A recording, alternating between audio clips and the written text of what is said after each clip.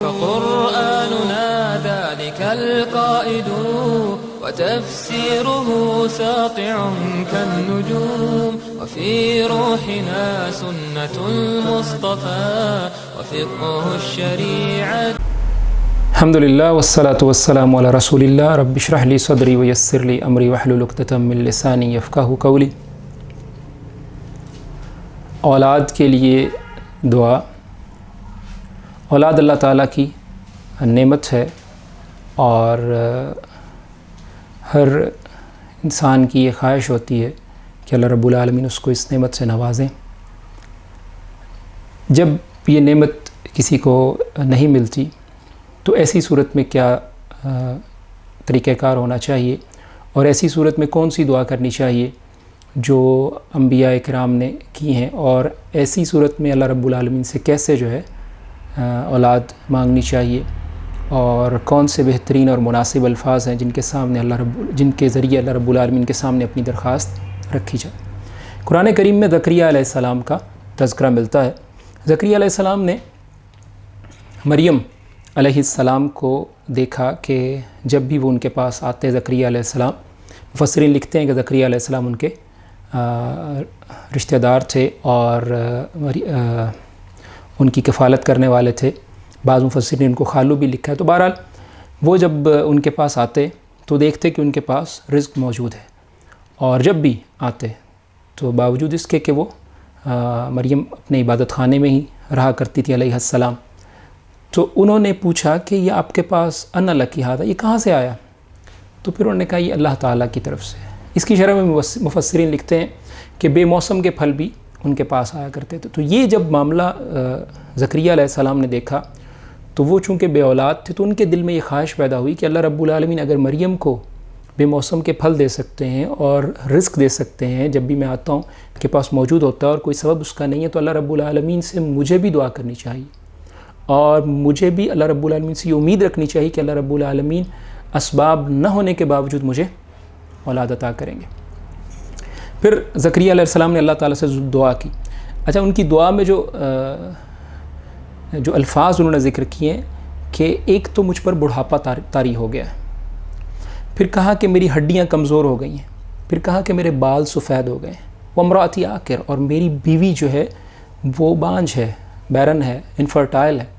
تو اب یہ ساری کیفیت جو ہے اللہ تعالیٰ کے سامنے رکھ رہے ہیں کہ بڑھاپا بھی ہے، ہڈیاں بھی کمزور ہیں، بال بھی سفید ہیں، بیوی بھی جو ہے وہ اس قابل نہیں ہے، تو کیسے یہ معاملہ ہوگا؟ لیکن ساتھ دعا بھی کر رہے ہیں.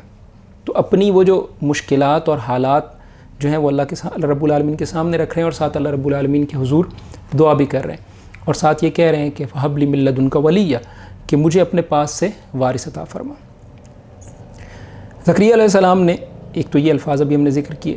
دوسرے الفاظ جو زکریا علیہ السلام سے ثابت ہیں وہ ہیں ربی حب لی من لدنک ذریۃ طیبۃ انک سمیع الدعاء. اے میرے رب، اے میرے پروردگار، مجھے اپنے پاس سے پاکیزہ اولاد عطا کر، اور تو دعاؤں کا سننے والا ہے. تو یہ جو پاکیزہ اولاد کی دعا ہے، یہ ان تمام جو اسباب ہیں ان کے نہ ہونے کے باوجود زکریا علیہ السلام اپنے رب سے کر رہے ہیں. اور اس میں جو پاکیزگی کے الفاظ ہیں، مفسرین اس حوالے سے لکھتے ہیں کہ یہ جو پاکیزگی ہے، یا طیب ہونا ہے، یا اچھا ہونا ہے، ذریۃ طیبہ، اس طیب میں جسمانی اچھائی بھی شامل ہے اور روحانی اچھائی بھی شامل ہے. تو جو شخص اللہ رب العالمین سے اولاد طلب کرنا چاہتا ہے، ایک تو زکریا علیہ السلام کے یہ جو الفاظ قرآن کریم میں موجود ہیں انہی کے ساتھ اللہ رب العالمین سے دعا کرے. اسی طرح ایک اور موقع پر بھی اللہ رب العالمین نے ایک اور مقام پر بھی قرآن میں زکریا علیہ السلام کے اور الفاظ ذکر کیے ہیں. وہ ہے ربی لا تذرنی فردا وانت خیر الوارثین، اور اس کے بعد آتا ہے فاستجبنا لہ.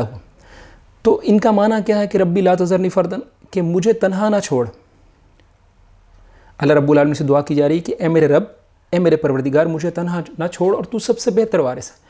اب اللہ رب العالمین اس کے بعد اگلی آیت میں ہے فاستجبنا لہ، کہ ہم نے جب انہوں نے اپنی تنہائی کو دور کرنے کے لیے اللہ رب العالمین سے دعا کی، تو یہ بھی اولاد کے لیے دعا ہے کہ اللہ رب العالمین تو بہترین وارث ہے. تو اس کے بعد اگلی ہی آیت میں اللہ رب العالمین فرماتے ہیں کہ ہم نے اس کی اس دعا کو قبول کیا جو اس نے اپنی تنہائی دور کرنے کے لیے اور وارث کو حاصل کرنے کے لیے اللہ رب العالمین سے کی تھی.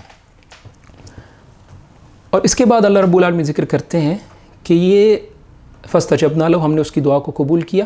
اور اگلی آیت میں آتا ہے کہ یہ لوگ دونوں کیا کرنے والے تھے؟ یسارعون فی الخیرات. ایک تو نیکی کے کام، خیرات نیکی کو کہتے ہیں. خیر کسی بھی طرح کی ہو سکتی ہے. آپ صدقہ کرتے ہیں، یہ بھی خیر ہے. آپ اچھی بات کسی کو کہتے ہیں، یہ بھی خیر ہے. آپ راستے سے پتھر اٹھا دیتے ہیں، یہ بھی خیر ہے. آپ کسی کی کاؤنسلنگ کرتے ہیں، یہ بھی خیر ہے.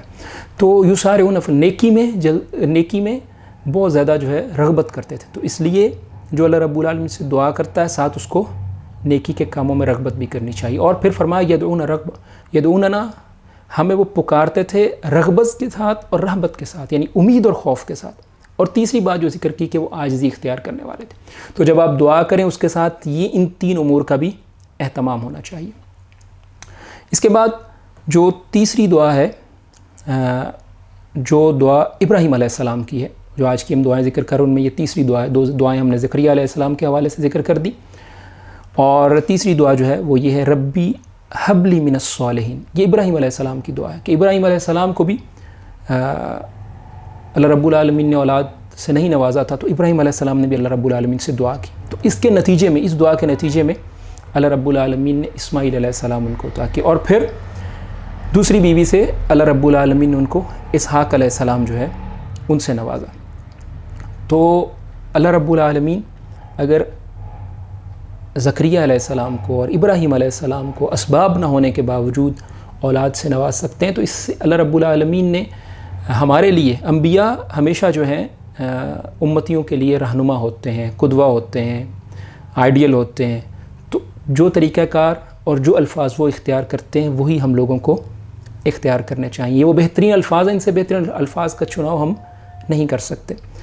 اس کے بعد ایک دعا اور جو ہے وہ عباد الرحمن کی دعا ہے، جو عمومی دعا ہے اولاد کے حوالے سے. لیکن بہرحال اگر کسی کی اولاد نہیں بھی ہے تو اس کو بھی وہ ان الفاظ سے اللہ رب العالمین سے دعا کر سکتا ہے. یہ چوتھی دعا ہوگی ربنا حب لنا من ازواجنا وذریاتنا قرۃ اعین وجعلنا للمتقین اماما. کہ ہمارے رب حب لنا، ہمیں عطا کر ہماری بیویوں سے اور ہماری اولاد سے آنکھوں کی ٹھنڈک عطا فرما، یعنی ایسی بیویاں اور ایسی اولاد دے جو ہماری آنکھوں کی ٹھنڈک ہوں. وجعلنا للمتقین اماما، اور ہمیں نیک لوگوں کا، متقی لوگوں کا امام، پیشوا اور رہبر بنا دے. تو یہ چوتھی دعا ہے جو اولاد کے حوالے سے جس کا اہتمام کرنا چاہیے. ایک چیز اور ہم ذکر کریں گے جو ایک 5واں نقطہ کہہ لیں آپ اس کو، یا اس کو دعا بھی کہا جا سکتا ہے، کہ قرآن کریم میں سورۃ نوح میں آتا ہے فَقُلْتُ اسْتَغْفِرُوا رَبَّكُمْ إِنَّهُ كَانَ غَفَّارًا. اس کے بعد اگلی آیات میں آتا ہے کہ وَيُمْدِدْكُمْ بِأَمْوَالٍ وَبَنِينَ وَيَجْعَلْ لَكُمْ جَنَّاتٍ وَيَجْعَلْ لَكُمْ أَنْهَارًا. کہ جب تم اللہ رب العالمین سے استغفار کرو گے، اس استغفار کے نتیجے میں، اس معافی کے نتیجے میں، اس مغفرت کی طلب کے نتیجے میں، اس استغفار کے نتیجے میں کیا ہوگا؟ اللہ رب العالمین تمہیں بہت ساری نعمتیں دیں گے. ایک تو بارشیں اللہ رب العالمین تمہیں عطا کریں گے، اور ساتھ فرمایا کہ وَيُمْدِدْكُمْ بِأَمْوَالٍ، تمہیں مال دیں گے اور اولاد دیں گے. تو اس لیے استغفار کو بھی لازمی اختیار کرنا چاہیے. استغفر اللہ کہنا بھی کافی ہے، استغفر اللہ واتوب الیہ یہ کہنا بھی بہت بہتر ہے. اسی طرح جو سید الاستغفار اللہم انت ربی لا الہ الا انت خلقتنی وانا عبدک وانا علی عہدک ووعدک ما استطعت اعوذ بک من شر ما صنعت ابوء لک بنعمتک علی وابوء بذنبی فاغفر لی فانہ لا یغفر الذنوب الا انت.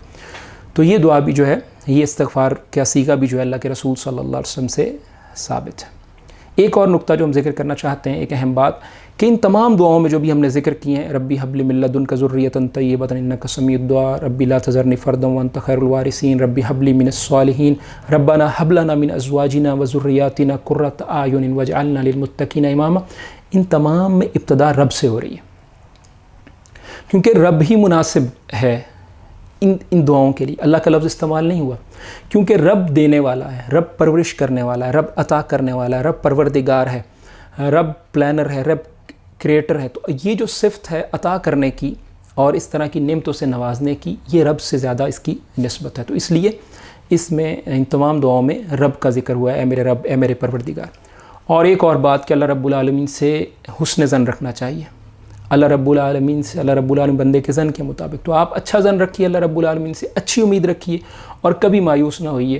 اور انبیاء کی سیرت بھی جو ہے ہمیں اسی کا پیغام دیتی ہے اللہ رب العالمین مجھے اور آپ کو دعاؤں کی توفیق عطا فرمائے، اور اللہ رب العالمین میری اور آپ کی دعائیں قبول فرمائے۔